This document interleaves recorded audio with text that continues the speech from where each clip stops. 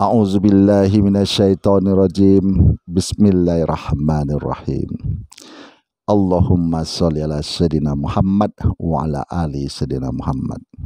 A'udzubillahi minasyaitonirrajim. Bismillahirrahmanirrahim. Rabbi shrah sadri wa yassirli amri wahlul 'uqdatam min lisani yafqahu qawli. Assalamualaikum warahmatullahi wabarakatuh.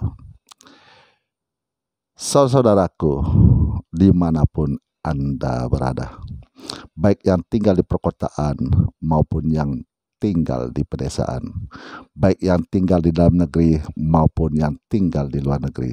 Apa kabar saudaraku hari ini? Alhamdulillah sehat walafiat, baik jasmani maupun rohani.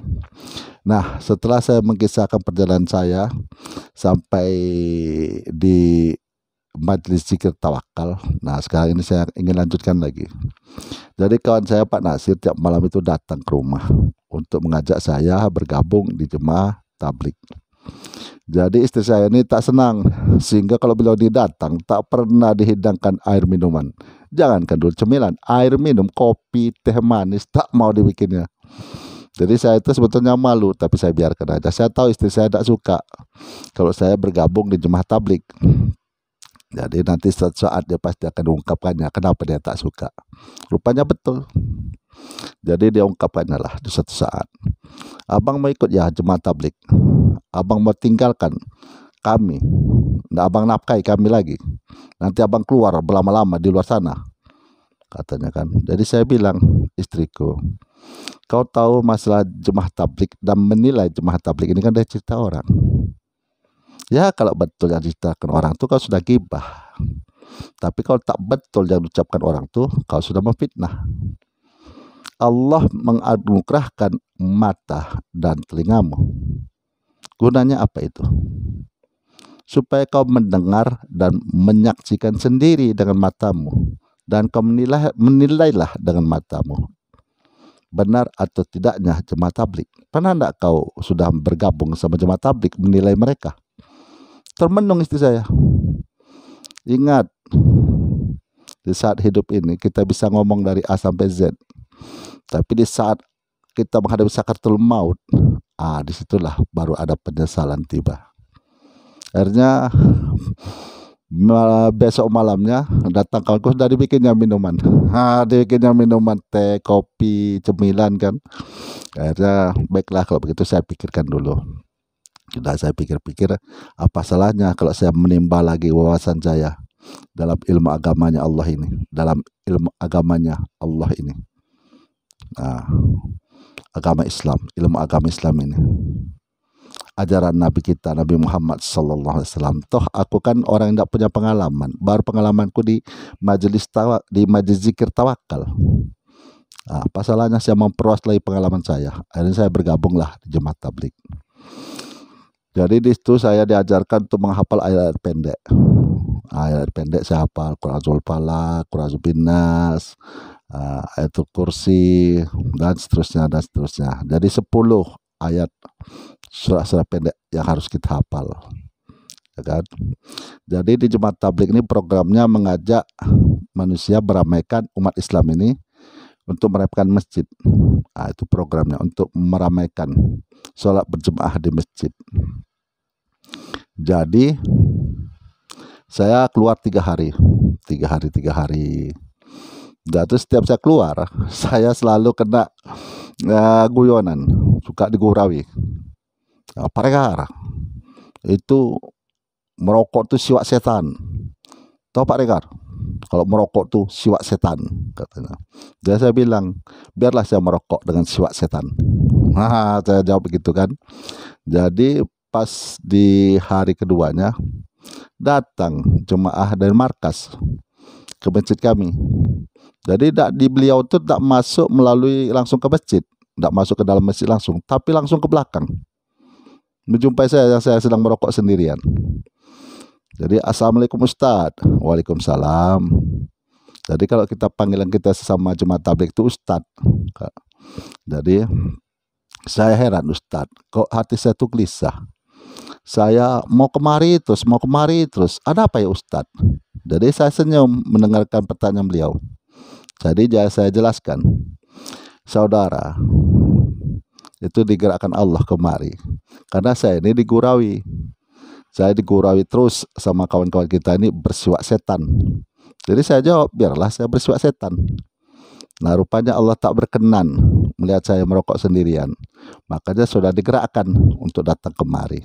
Oh gitu ya Ustadz ya. Jadi Ustadz selama keluar ini yang mau hari kedua ini disebut bersiwak setan. Iya, aku bilang. Nah, akhirnya kawan saya itulah merokok berdua tuh. Akhirnya kami pergi lagi. Ini mengambil 40 hari jalan kaki, jemaah jalan kaki.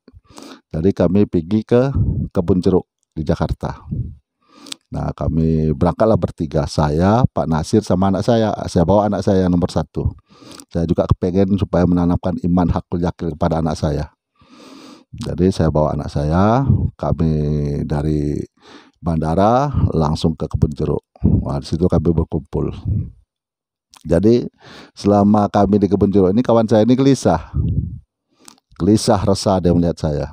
Akhirnya tak tahan lagi dia sampaikan kegelisahan dia. Pak Regar, apa?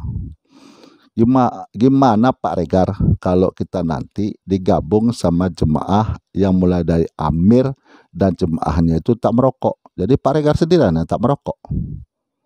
Jadi saya senyum, saya jawab, Allah Maha Tahu. Janganlah khawatir saudaraku, Allah tuh Maha Tahu. Jadi aku usah khawatir, tenang aja. Dah. Jadi masing-masing sana bermufakat ya kan, bahwa kami yang dari Pekanbaru akan digabung dengan jemaah yang datang dari Bandung. Jemaah jalan kaki kami dibikin. Jadi mulai dari amir sama jemaahnya itu merokok semua. Jadi yang tak merokok itu cuman Pak Nasir sama anak saya. Dari saya senyum, saya bisikkan ke telinganya, apa aku bilang, Allah Maha Tahu. Terdiam kawan saya. Nah, dari kami diperintahkan keluar di daerah Banten. Nah, keluarlah kami ke daerah Banten. Jadi ada beberapa masjid yang menyambut kami dengan senang hati, dengan tangan terbuka. Tapi ada juga pengurus masjid yang tidak memboleh kami beritikaf di masjidnya. Sampai amir kami itu sudah menjelaskan kenapa kami beritikaf, apa maksud dan tujuan. Tetap kokoh dia, tak membolehkan. Sehingga kawan saya ini Pak Nasir mau marah.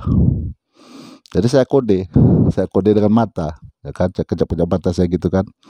Akhirnya beliau nengok saya, diam langsung. Nah, kami dapat lagi masjid, ya kan. Tapi dapat masjid, kami boleh beritikaf, tapi tidak boleh tidur dalam masjid. Kami hanya boleh tidurnya di emperan masjid. Ya alhamdulillah, kami terima keputusan beliau. Jadi kami ada musyawarah nanti diutuslah nanti rumah ke rumah mengajak orang supaya sholatnya ke masjid, ya kan. Nah, gitulah selama 3 hari kan. Jadi saya bilang sama Pak Nasir, itu pengurus masjid nanti dia akan bertanggungjawabkan atas penolakannya kita beritikaf di masjidnya itu. Dia akan cuma disuruh mengurus dan menjaga masjid. Kalau dia merasa kita ini adalah aliran sesat, kenapa beliau tidak ikut waktu kita memberikan bayan, waktu kita ngasih ceramah? Seharusnya beliau ikut di sana, mendengarkan, menilai. Tapi ini tidak, dia langsung putuskan tak boleh. Nanti dia minta pertanggungjawabannya nanti. Tunggu aja deh saat dia meninggalkan dunia ini. Baru di situ dia akan menyesal. Oh ya Pak Regar, betul juga Pak Regar. Itu tenang aja. Dah. Jadi saya kan orangnya perokok. Jadi kalau sedang merokok kan ada satu di bawah pohon, datang jemaah tidak usah kita sebut jemaahnya ya. Datang jemaah yang di luar jemaah kami. Assalamualaikum Ustadz. Waalaikumsalam. Ustadz, apa rokok itu haram? Jadi rokok yang baru saya pasang itu saya buang. Saya buang rokok itu. Saya pasang yang baru, saya rokok lagi. Ustadz, rokok itu haram. Jadi saya bilang, "Ustadz, saya ini orang bodoh. Saya ini orang bodoh, Ustadz. Tolong dijelaskan, mana rokoknya yang haram, yang saya lemparkan tadi atau saya rokok ini?" Tidak bisa dijawabnya. Jadi akhirnya beliau tanya, Ustadz itikaf di mana Ustadz? Ini masjid ini. Selama 3 hari nanti kami pindah lagi ke masjid yang lain. Boleh saya ikut Ustadz bergabung? Ya boleh, silahkan. Nah, selama kami 3 hari di sana dia ikut di jemaah kami. Nah, begitulah seterusnya. Sudah saya bergabung hampir setahun. Di situ ada amalan intirodi. Nah, situ saya terpikir amalan intirodi itu amalan pribadi. Saya ingin memperdalam amalan pribadi saya lagi. Jadi saya cabut dari jemaah tablik. Jadi ada kawan saya, Pak Regar, mau ikut jemaah zikir mau ikut di Tarekat Naksabandia. Boleh, saya bilang kan. Tapi saya mau lihat-lihat dulu. Saya tidak bisa mudah memasuk. Saya harus menilai dulu, gue bilang. Saya ingin melihat dan mendengar dengan mata kepala saya sendiri, gue bilang. Ya, tidak apa-apa. Jadi tiap malam, asal Senin malam Selasa, Kamis malam Jumat, kami dibawanya ke sana. Saya dibawanya ke sana. Jadi saya pura-pura aja makan nasi goreng, makan mie rebus, sambil memperhatiin. Saya latihkan, terus kan.